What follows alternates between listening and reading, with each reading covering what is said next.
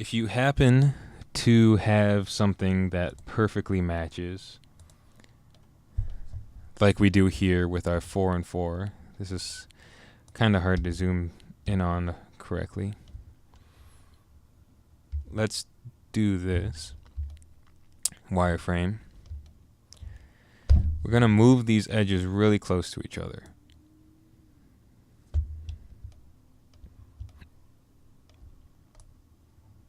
All right. And just adjust them so that they're really close.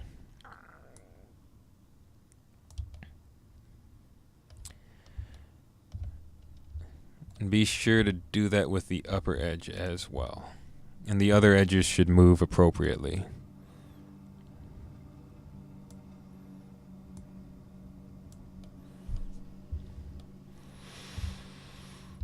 Okay. Now the reason we did this is because they're so similar, we can just weld the vertices together.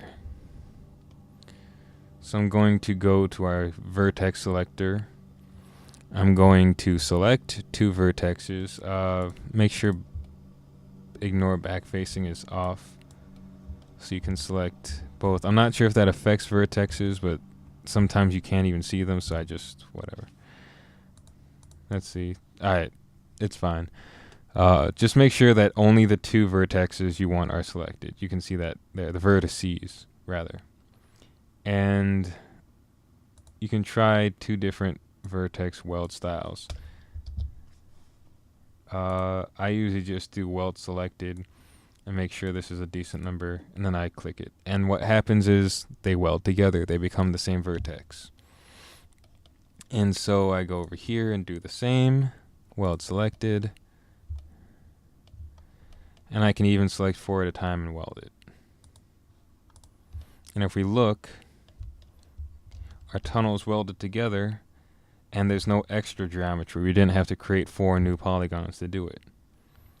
There are times when you can't do this, of course. Obviously, when you're not merging 2 symmetric objects, you're going to need to do something else. But for quick stuff like this, compared to creating polygons together,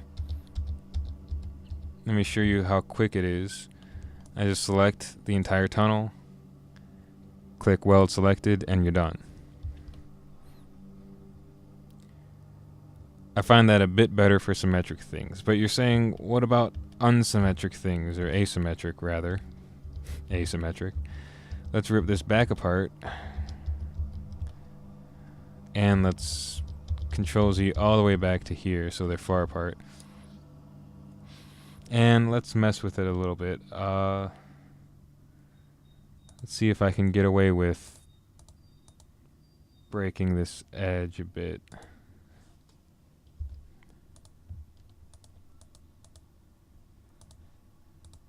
Okay, so there you go. I just clicked edge and then divide, which gives it a couple more edges. So now we have all these vertexes here. Well, we can't really weld that anymore because now we have these vertexes here and they have nothing to match up to. Well, here's where something that I personally prefer, this is my preferred method for pretty much anything, comes into play. So what you want to do is right click and convert the whole thing into an editable poly. An editable poly is like an editable mesh, except you can do more advanced things with it, and it uses more advanced tools, and it's what I use for everything I model that isn't Halo. The reason I don't use it for Halo all the time is because Halo's old. It doesn't like editable polys. It only likes editable meshes. I want to say for maps. For scenery, you can use editable poly because it's not dealing with structures. But for structures, it really doesn't like dealing with this. So I want to say that, but I've never built scenery with editable poly. Regardless, either way, you're able to convert it back into an editable mesh at any point. So as long as you haven't done something ridiculously complex, you can temporarily switch between the two to get what you need done. Just make sure you export it as a mesh and not a poly. Otherwise, you will get a ton of errors because Halo doesn't know how to handle it.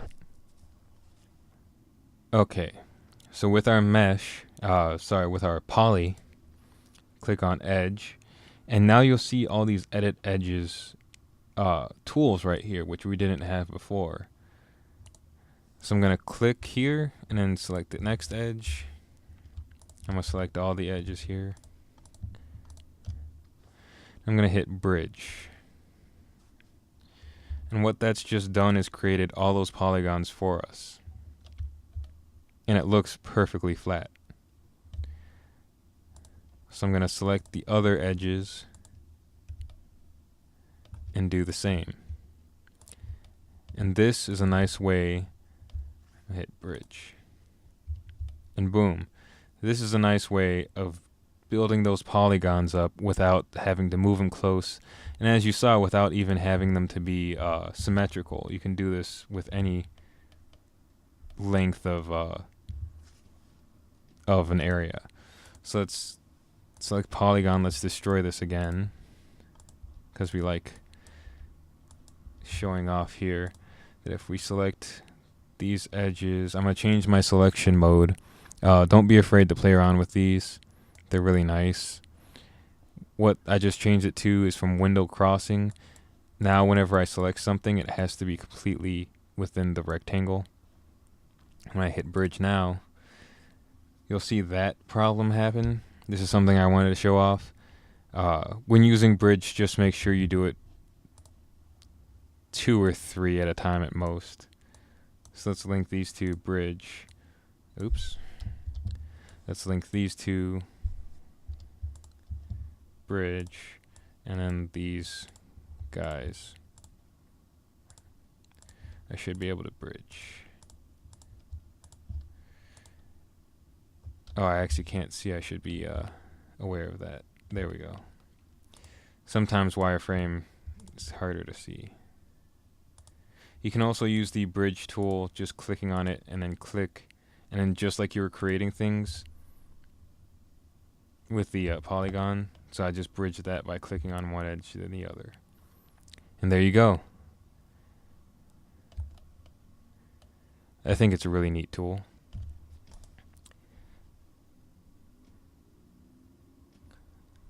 Now the reason I introduced that tool is because when you start getting into complex intersecting objects such as this guy right here,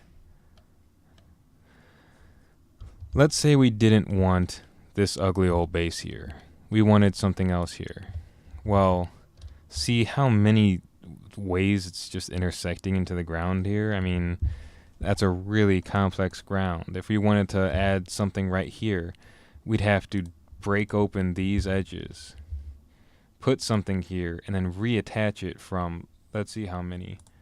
1, 2, 3, 4, 5, 6, 7, 8.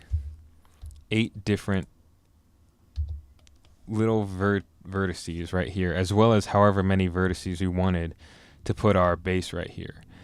That's terrible. And I hate to say, but I've done that before when I didn't know more advanced techniques. It's error prone. You're going to be here all day. So I'm going to show you a much better way of doing that.